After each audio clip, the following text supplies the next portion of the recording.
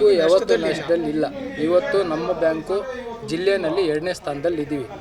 ಏನಪ್ಪ ಅಂದರೆ ಅವ್ರು ಕ್ವಶನ್ ಮಾಡಿದ್ದು, ನೀವು ಇವಾಗ ಒಂದು ಉದಾಹರಣೆಗೆ ಒಂದು 10 ಜನ ಲೋನ್ ಕೊಟ್ಟಿರ್ತೀವಿ, ಅದರಲ್ಲಿ 8 ಜನ ಕಟ್ಟಿರ್ತಾರೆ, ಇನ್ನಿಬ್ಬರು ಕಟ್ಟಿರಲ್ಲ.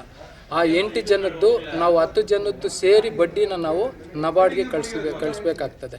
ಆ ಇಬ್ಬರದ್ದು ಏನು ಕಟ್ಟದೇ ಇರ್ತಾರೋ ಅದನ್ನು ಇವಾಗ ಸದ್ಯಕ್ಕೆ ಆಡಿಟ್ ರಿಪೋರ್ಟಲ್ಲಿ ಮಾತ್ರ ತೋರಿಸಿರ್ತೀವಿ. ಆದರೆ ಮುಂದಿನ ದಿನಗಳಲ್ಲಿ ಅದನ್ನು ನಾವು ರಿಕವರಿ ಆಗೇ ಆಗುತ್ತೆ. ಆ ಒಂದು ಪ್ರಶ್ನೆನ ಅವರು ಮಾಡಿದ್ದಾರೆ ಅಷ್ಟೇ. ಬ್ಯಾಂಕು ಮತ್ತು ನಬಾರ್ಡು ಅದೇ 5 ಕೋಟಿ ನಷ್ಟದಲ್ಲಿ ಇರೋದಂತಂದರೆ ಅದನ್ನು ರಿಕವರಿ ಮಾಡ್ತಾ ಇರೋದ್ರಿಂದಾಗಿ ಈ ಒಂದು ಸದ್ಯಕ್ಕೆ ಒಂದು ಏನು ಪ್ರಸ್ತುತ ವರ್ಷದಲ್ಲಿ ಆಡಿಟ್ ರಿಪೋರ್ಟಲ್ಲಿ ಮಾತ್ರ ನಾವು ತೋರಿಸಿದ್ವಿ. ಬಟ್ ಅದನ್ನು ಇವಾಗ ಯಾರು ಕಟ್ಟದೇ ಇರ್ತಾರೋ ಅವ್ರಿಗೆಲ್ಲ ನಾವು ಸುಸ್ತಿ ಅಂತ ತೋರಿಸಿ ನಾವು ಕೋರ್ಟ್ಗೆಲ್ಲ ಹೋಗಿ ಅವ್ರನ್ನ ರಿಕವರಿ ಮಾಡೋದಕ್ಕೆ ನಾವು ನೋಟಿಸ್ ಕೊಟ್ಟು ಇದು ಮಾಡ್ತೇವೆ.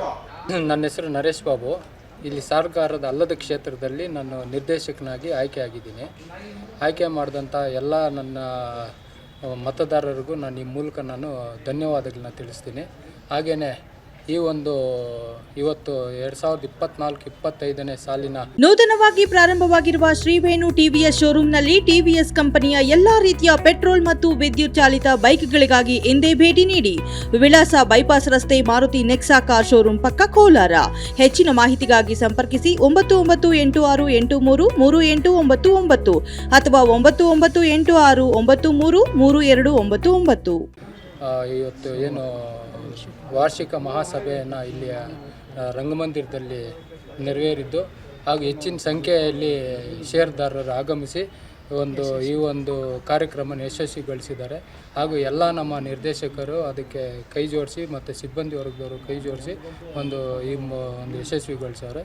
ಈ ಒಂದು 1934ರಲ್ಲಿ ಏನು ಈ ಒಂದು PLD ಬ್ಯಾಂಕ್ ಅನ್ನೋ ಒಂದು ಶ್ರೀನಿವಾಸ ಅಯ್ಯನವರು ಹುಟ್ಟಾಕಿದ್ದಾರೆ. ಅವ್ರನ್ನ ನಾನು ಈ ಮೂಲಕ ಸ್ಮರಿಸ್ತಾ, ಇವತ್ತು ಏನು ಹಿರಿಯರು ಒಂದು ಬೈರೇಗೌಡರಾಗಿರ್ಬೋದು, ಮತ್ತು ಆಮೇಲೆ ವೆಂಕಟಪ್ಪನವರಾಗಿರ್ಬೋದು, ಆಮೇಲೆ ಶ್ರೀನಿವಾಸ ಗೌಡರಾಗಿರ್ಬೋದು, ಇವರೆಲ್ಲ ಸಹಕಾರ ಕ್ಷೇತ್ರದಲ್ಲಿ ಒಳ್ಳೆಯ ಒಂದು ಹೆಸರನ್ನ ಮಾಡಿ ನಮ್ಗೆ ಮುಂದಿನ ಜನಕ್ಕೆ ಒಂದು ಪೀಳಿಗೆಗೆ ಒಂದು ಉಳಿಸ್ಕೊಟ್ಟು ಹೋಗಿದ್ದಾರೆ.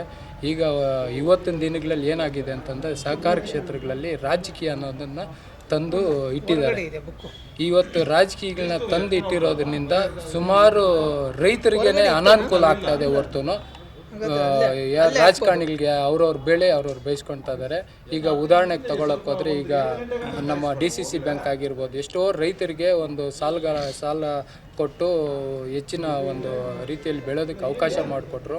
ಆದರೆ ಇವತ್ತು ರಾಜಕೀಯನ ಅದರಲ್ಲಿ ಅಳವಡಿಸ್ಬಿಟ್ಟು ಇವತ್ತು ರೈತರಿಗೆ ಸಾಲ ಕೊಡ್ತೀರಾ ತೊಂದರೆ ಮಾಡ್ತಾ ಇದ್ದಾರೆ. ಹಾಗೆ ಇನ್ನೊಂದು ಉದಾಹರಣೆಗೆ ತೊಗೊಬೇಕಂತಂದರೆ ಡೈರಿ ವಿಚಾರದಲ್ಲಿ, ಡೈರಿಗಳಲ್ಲೂ ಅಷ್ಟೇ ಇವತ್ತು ಏನು ಸರಿಯಾಗಿ ಬೋರ್ಡ್ನ ನಿರ್ಮಾಣ ಮಾಡದಿರ ತೊಂದರೆಗಳಾಗಿ ಹೀಗೆ ಎಲ್ಲ ರೀತಿಯಲ್ಲೂ ಸಹಕಾರ ಕ್ಷೇತ್ರಗಳಲ್ಲಿ ರಾಜಕೀಯನ ತಂದು ಇವತ್ತು ಹಾಳು ಮಾಡ್ತಾ ಇದ್ದಾರೆ. ಅದಕ್ಕೆ ನಾನು ಈ ಒಂದು ಮಾಧ್ಯಮದ ಮೂಲಕ ಎಲ್ಲರಲ್ಲೂ ಮನವಿ ಮಾಡ್ಕೊಳ್ಳೋದು ಏನಂತಂದರೆ, ಸಹಕಾರ ಕ್ಷೇತ್ರಗಳಲ್ಲಿ ದಯವಿಟ್ಟು ರಾಜಕೀಯನ ತರಕ್ಕೆ ಹೋಗ್ಬೇಡ್ರಿ. ಸಹಕಾರ ಕ್ಷೇತ್ರಗಳಲ್ಲಿ ಮಾತ್ರ ಉಳಿಸಿ, ರೈತರ ಹಿತದೃಷ್ಟಿಯಿಂದ ಮಾಡಿರೋಂಥ ಈ ಒಂದು ಬ್ಯಾಂಕ್ಗಳನ್ನ ನಾವು ಉಳಿಸಿ ಬೆಳೆಸೋಣ ಅಂತ ಹೇಳ್ತಾ 2024-25ನೇ ಸಾಲಿನ ವಾರ್ಷಿಕ ಮಹಾಸಭೆ ನೆರವೇರಿ ಸುಮಾರು 1,000ದಷ್ಟು ಸದಸ್ಯರು ಭಾಗವಹಿಸಿದ್ದು, ಎಲ್ಲ ನಿರ್ದೇಶಕರು ಈ ಸಭೆಗೆ ಹಾಜರಿತ್ತು. ಈ ಸಭೆ ಯಶಸ್ವಿಯಾಗಿ ನೆರವೇರಿದೆ. ಹಾಗೂ ನಮ್ಮಲ್ಲಿ ಈಗಾಗಲೇ ನಾವೇನು ಸಾಲ ಕೊಡಬೇಕಂತಿದ್ದೀವಿ, ಅದು 1.25 ಕೋಟಿಯಷ್ಟು ಸಾಲ ಈಗಾಗಲೇ ವಿತರಣೆ ಮಾಡಿದ್ದೀವಿ. ಆಮೇಲೆ ನಮ್ಮಲ್ಲಿ ಹೊಸದಾಗಿ ಒಂದು ಪಿಗ್ಮಿ ಅಂತೇಳಿ ಓಪನ್ ಮಾಡಿದ್ವಿ. ಅದರಿಂದ ಒಂದು 16 ಲಕ್ಷ ಅಷ್ಟು ವಸೂಲಿವಾಗಿ 16 ಲಕ್ಷದಲ್ಲಿ 7.5 ಲಕ್ಷ ಅಷ್ಟು ಸದಸ್ಯರಿಗೆ ಸಾಲವಾಗಿ ನೀಡಿದ್ದೀವಿ. ಮತ್ತು ನಮ್ಮ ಬ್ಯಾಂಕ್ ಈಗಾಗಲೇ ಈ ವರ್ಷ ಸುಮಾರು ಒಂದು 80% ಅಷ್ಟು ವಸೂಲಿಯಾಗಿ ಜಿಲ್ಲೆಯಲ್ಲಿ 2ನೇ ಸ್ಥಾನದಲ್ಲಿದ್ದೀವಿ.